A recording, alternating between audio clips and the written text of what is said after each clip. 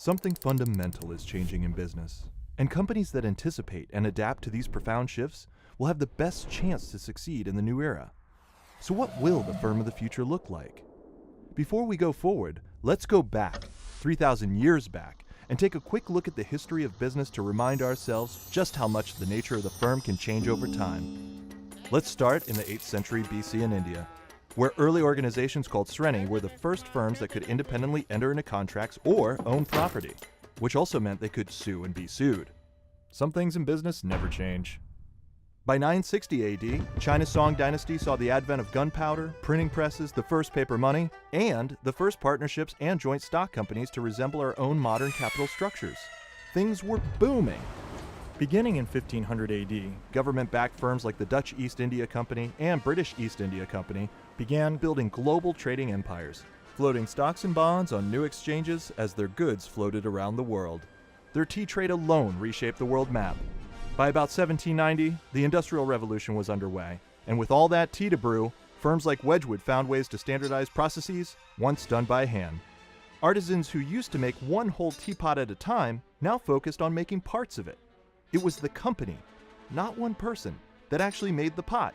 Lots and lots of pots, in fact, and the branding and marketing that they needed to sell them to an emerging breed of consumers. And business continued to evolve, with a new era emerging roughly every 50 years.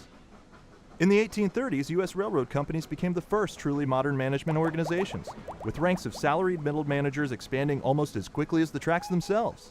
By 1870, as those early superhighways lowered the cost of moving goods and information, a new type of company, founder-led trusts, emerged, spawning monopolies in so many industries that the booming needed a little busting.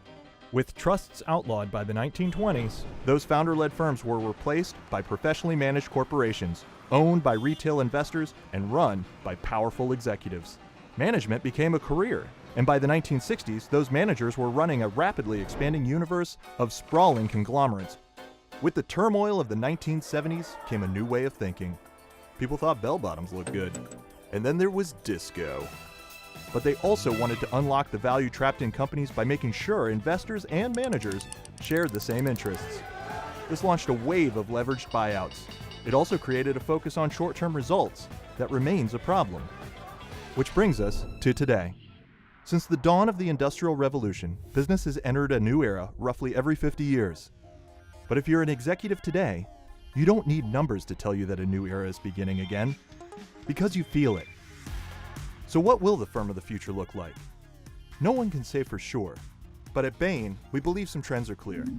Technology will allow companies to achieve scale and retain customer intimacy. Power will shift from professional managers to the experts who deliver to those customers. Companies will own only those assets critical to their mission and rely on external ecosystems to manage the rest. Investors won't just invest in companies, they'll also invest in projects.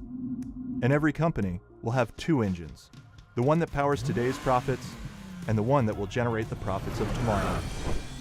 It is the dawn of a new era. Is your company ready to be a firm of the future?